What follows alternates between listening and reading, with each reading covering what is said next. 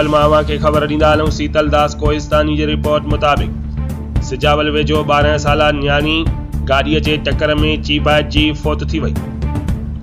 सिजावल वेझो जाती चौक मीरखाना मोरी भरिसां ॻोठ वॾेरो खमू समीजो जी रहवासन 12 साला न्याणी महिरान समूजो रोड क्रॉस करण दौरान साम्हूं ईंदड़ तेज़ रफ़्तार कार जो ज़ोरदार टक्कर लॻण सबबि चीबाइजी फौत थी वई आहे, जॾहिं त कार ड्राइवर मौके ते फरार थी वियो।